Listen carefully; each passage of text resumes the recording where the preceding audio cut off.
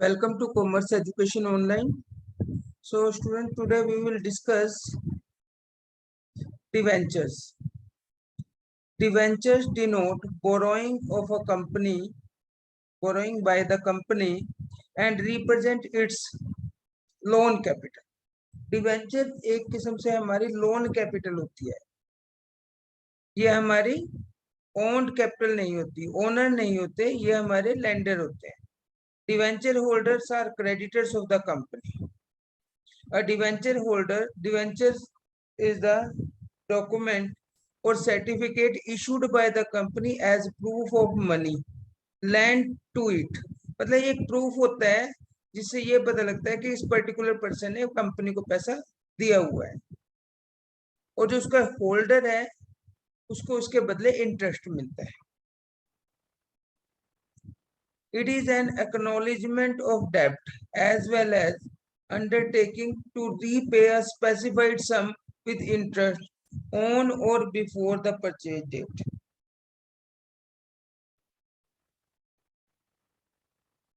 A debenture is the certificate issued by the company under its common seal. उसके ऊपर company की stamp लगी होती है।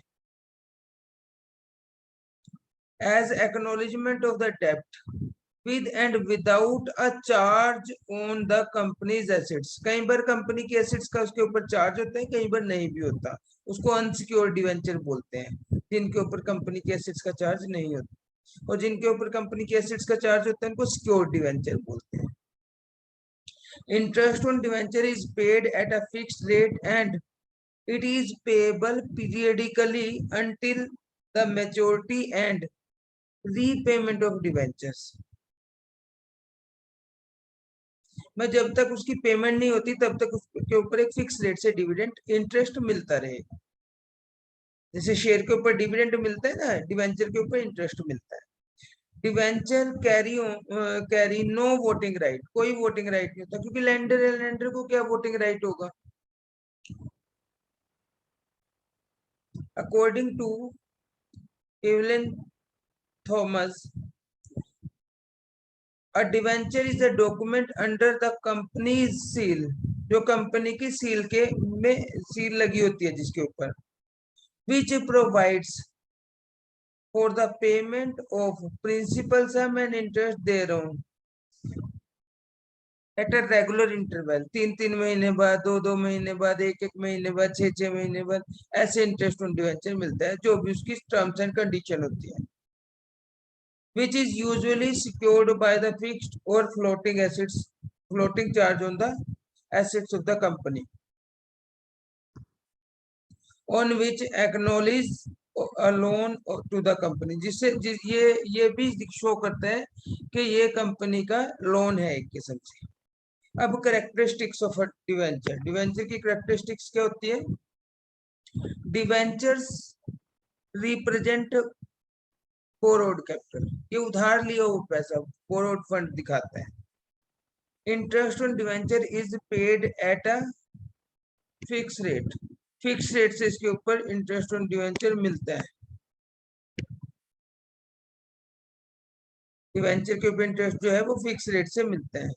Interest is payable every year irrespective of whether the profit और not. Company को चाहे प्रॉफिट हो रहा है या नहीं हो रहा है, डजंट मैटर, इंटरेस्ट मिलेगा। डिविडेंड की तरह नहीं होता कि प्रॉफिट होगा तभी मिलेगा। Debenture generally carried no voting right. Voting right कोई नहीं होता इसके ऊपर। Debenture generally involve a charge on fixed assets of a company. Company की फिक्स्ड एसेट्स के ऊपर चार्ज होता है इनका।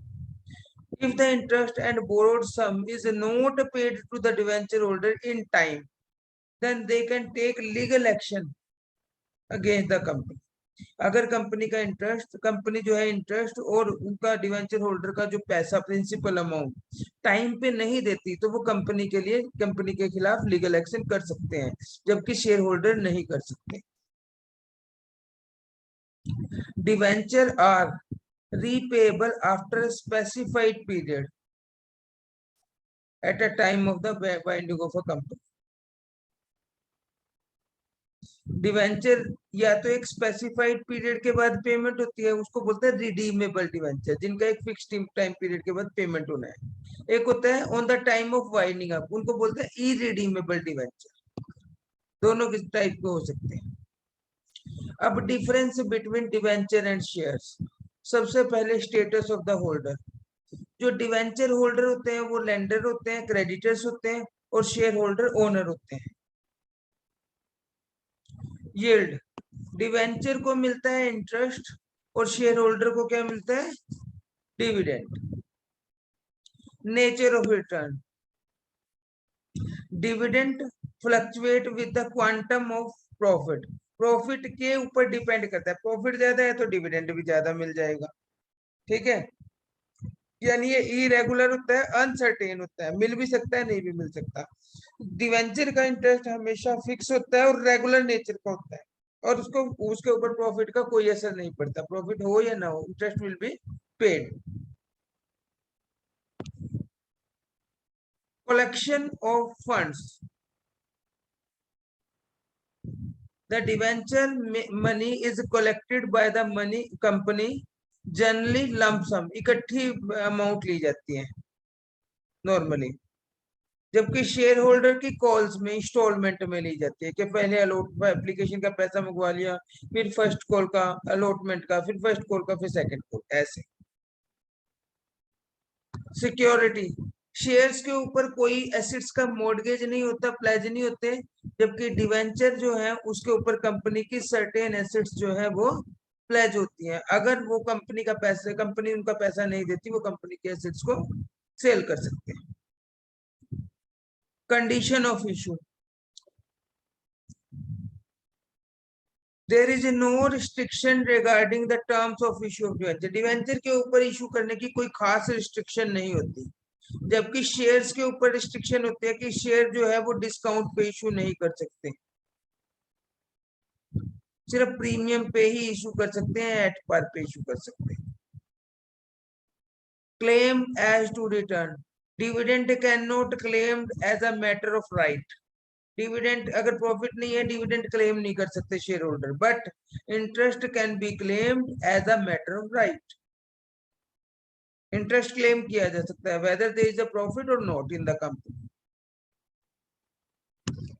नेक्स्ट, वोटिंग राइट, शेयर्स और share holders carry voting right, and shareholder have a right to participate in the management with the help of voting। Voting की help से वो पार्टिसिपेट करते हैं। Debenture holder can not have a voting right, वो participate नहीं कर सकते। Repayment, इसने कहा शेयर्स जो है वो कंपनी की लाइफ पेमेंट में टाइम में पेमेंट नहीं होती, वाइंडिंग अप पे ही होती है, लेकिन प्रेफरेंस शेयर की हो सकती है, रिडीमेबल प्रेफरेंस शेयर होते हैं। लेकिन इक्विटी शेयर की कभी भी कंपनी के वाइंडिंग अप से पहले पेमेंट नहीं होती। डिवेंचर होल्डर का जो पैसा है वो रिफंड किया जाता है नॉर्मली वाइंडिंग अप से पहले, क्योंकि ये 2 4 6 10 साल के लिए इशू किए जाते हैं, इससे ज्यादा ईयर के लिए इशू नहीं किए जा सकते।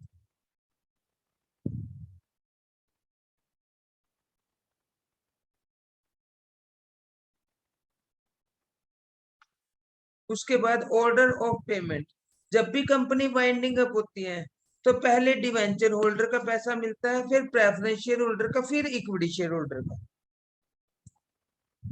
मतलब इनके पहले मिलता है प्रेफरेंस शेयर से भी। टैक्सेशन, डिवेंचर का जो इंटरेस्ट पे होता है वो प्रॉफिट में से लेस होने के बाद टैक्स लगेगा प्रॉफिट पे, इसलिए जब हम इंटरेस्ट पे करते हैं हमें टैक्स का बेनिफिट मिल जाता है, टैक्स कम पे करना पड़ता है। लेकिन डिविडेंड के केस में ऐसा नहीं होता। Convertibility, convertible debenture can be converted into share. Debenture को शेयर में कन्वर्ट किया जाता है, लेकिन शेयर को कभी भी डिवेंचर में कन्वर्ट नहीं किया जा सकता।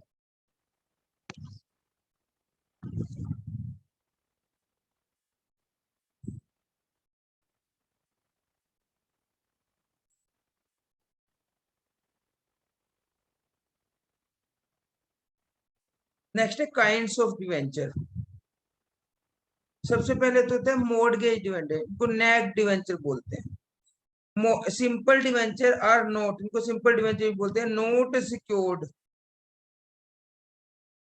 एज नेक और सॉरी नेक्ड और मॉर्गेज डिवेंचर, दो टाइप के होते हैं। नेक्ड डिवेंचर होते हैं सिंपल डिवेंचर, जो अनसिक्योर्ड होते हैं, जिसके ऊपर कोई भी सिक्योरिटी नहीं होती प्रॉपर्टी कंपनी की। देर आर मोर, मतलब जितनी भी कंपनी की प्रॉपर्टी होती है उसके ऊपर डिवेंचर का कोई भी लीगल राइट नहीं होता नॉन पेमेंट पे। लेकिन मॉर्गेज डिवेंचर जो होते हैं वो दोनों डिवेंचर एक उसमें ही दिए हुए हैं। नेक डिवेंचर का मतलब है simple debenture, no secured as no property, मतलब सिक्योर्ड डिवेंचर होते ही नहीं, नॉट सिक्योर्ड होते हैं।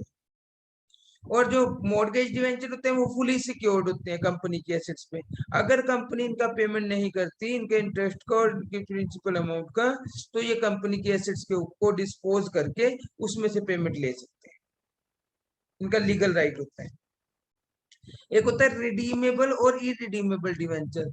रिडीमेबल डिवेंचर क्या होता है, जिनका एक सर्टेन पीरियड के बाद प्री डिटरमाइंड डेट में कंपनी पेमेंट करती है मैच्योरिटी पे।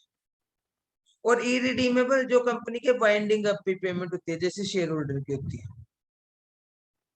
रिडीम का मतलब पैसा वापस करना, रिडीमेबल एक फिक्स टाइम पीरियड के बाद पैसा वापस करना, इरिडीमेबल जिसका पेमेंट बाद में ही होना है वाइंडिंग अप के time.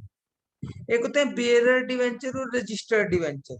Bearer debenture can be transferred mere delivery as no record of such debenture is kept in the register of debenture holder. अगर मेरे पास बेयरर डिवेंचर है, मैंने आपको बेच दिए, तो आपके हो गए वो डिवेंचर, इसका कंपनी के रजिस्टर में कोई एंट्री नहीं होती डिवेंचर होल्डर। इंटरेस्ट इनके ऊपर दिया जाता है, कूपन अटैच होता है डिवेंचर का के ऊपर, उसके हिसाब से इंटरेस्ट दिया जाता है। नो लीगल फॉर्म, इसके लिए कोई लीगल फॉर्मेलिटी रिक्वायर्ड नहीं होती। On the other hand, registered debenture कौन से होता है, जिनका कंपनी के डिवेंचर होल्डर के रजिस्टर में नाम लिखा होता है। तो इंटरेस्ट उन्हीं को ही दिया जाता है जो रजिस्टर्ड होते हैं। सपोज करो मैंने, मेरे पास रजिस्टर्ड डिवेंचर थे, मेरा नाम कंपनी के रजिस्टर में लिखा हुआ था, और वो मैंने आपको बेच दिए हैं, तो जब तक मुझे ही मिलता रहेगा इंटरेस्ट, जब तब तक मिलता रहेगा जब तक मैं आपको वो आपके नाम इशू नहीं, आपका नाम नहीं वहां लिखवा देता। जब मेरी जगह आपका नाम लिखा जाएगा तब आपके अकाउंट में आएगा, अदरवाइज वो डिवेंचर भले ही आपके पास है, इंटरेस्ट मेरे अकाउंट में आता रहेगा। यानी ये मतलब डिलीवरी करने से ही मतलब नोट मेड ऑन डिलीवरी, मतलब ये एकदम से आपको ऐसे नहीं है कि मैंने आपको बेच दी और आपके हो गए, वो बियरर डिवेंचर में होता है। एक होता है कन्वर्टिबल और non convertible debenture. Convertible debenture कौन से डिवेंचर होते हैं, जिनको एक फिक्स टाइम पीरियड के बाद ये कहा जाता है कि आपको इक्विटी शेयर में या प्रेफरेंस शेयर में कन्वर्ट कर दिया जाएगा, या नए डिवेंचर में कन्वर्ट कर दिया जाएगा। और नॉन कन्वर्टिबल डिवेंचर कौन से होते हैं, जिनको फिक्स रेट, उनको उनको एक कैश में ही पेमेंट मिलेगी, उनको कोई कन्वर्ट का ऑप्शन नहीं मिलता। अब advantages of debenture, debenture holder के पॉइंट ऑफ व्यू से, एक तो इनका ये अपील टू क्वेश्चन इन्वेस्टर, मतलब large amount of finance can be raised by issue of debenture from questions और outbox investor who pay safety of investment and fix return. देखो इनको एक तो फिक्स रेट से रिटर्न मिलेगा, एक इनका पैसा भी सेफ है, कंपनी की एसेट्स भी सिक्योर होती है इसके ऊपर, और लीगल राइट भी होते हैं इनको। रेगुलर रिटर्न मिलती है, प्रॉफिट हो रहा है लॉस हो रहा है उससे कोई फर्क नहीं पड़ता, सेफ्टी होती है इन्वेस्टमेंट की, ये तो है डिवेंचर होल्डर को बेनिफिट। कंपनी को क्या बेनिफिट है, इकोनॉमिकल सोर्स, जैसे 1 लाख रुपए प्रॉफिट हुआ, डिवेंचर होल्डर को तो अगर 10,000 रुपये इंटरेस्ट दिया है तो 90,000 शेयर होल्डर का बच गया। अब 1 लाख रुपए आपके भी यूज हो रहे हैं डिवेंचर होल्डर के तौर पे, और 1 लाख रुपए मैंने शेयर होल्डर बन के दिए हुए हैं, तो आपको तो सिर्फ 10,000 मिला है ना, 90 तो मुझे मिल गया। तो कंपनी को सस्ता मिल पड़ता है इंटरेस्ट का पैसा यूज करना, क्योंकि लीगल फॉर्मेलिटी भी ज्यादा नहीं होती इसमें। Free freedom two of management, क्योंकि डिवेंचर को वोटिंग राइट नहीं होता, इसलिए उसको बार बार मीटिंग में बुलाने की जरूरत नहीं है, उसकी वोट लेने की जरूरत नहीं है, वो अपनी मर्जी से कंट्रोल कर सकते हैं शेयर होल्डर। ये भी कंपनी को बेनिफिट होता है। ट्रेडिंग ऑन इक्विटी, क्योंकि डिवेंचर के इंटरेस्ट की टैक्स की डिडक्शन मिलती है, हमें प्रॉफिट में से टैक्स लेस हो जाता है, प्रॉफिट में से इंटरेस्ट लेस हो जाता है, उसके बाद टैक्स लगता है अमाउंट, तो हमारा टैक्स कम पड़ता है, तो ये ट्रेडिंग होने के। डिविडेंड में ऐसा नहीं है, डिविडेंड के केस में। फ्लेक्सिबिलिटी, फ्लेक्सिबिलिटी क्या है कि जब हमें पैसे की जरूरत होती है तो हम डिवेंचर इशू कर देते हैं, जब जरूरत नहीं होती उनका पैसा वापस भी कर सकते हैं, रिडम्पशन रिडीम कर सकते हैं उसका पैसा। तो ये फ्लेक्सिबल है हमारे लिए, फाइनेंस का स्ट्रक्चर जो है फ्लेक्सिबल हो जाता है, जब हमारी रिक्वायरमेंट होती है हम पैसा ले सकते हैं, जब रिक्वायरमेंट होती है उसको वापस कर सकते हैं।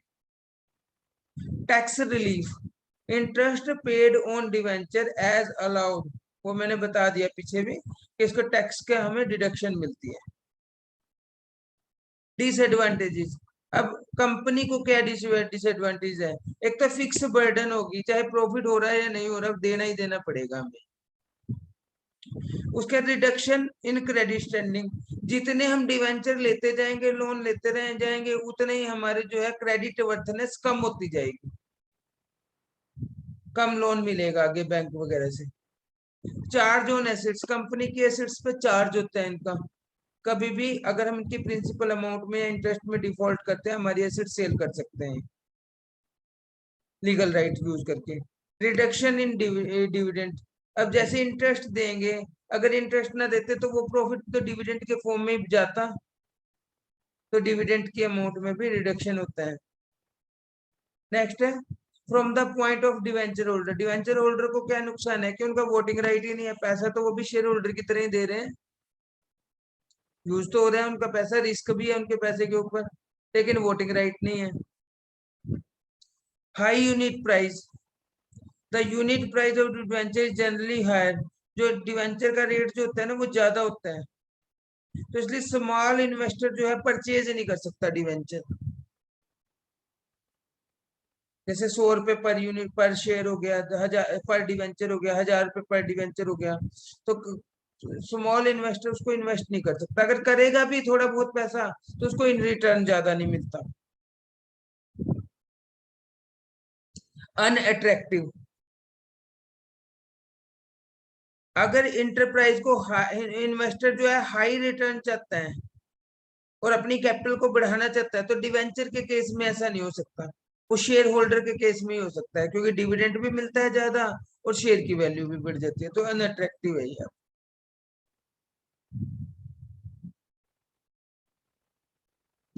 लोग आज इतना ही करेंगे हम, ठीक है बेटे? ओके बेटे।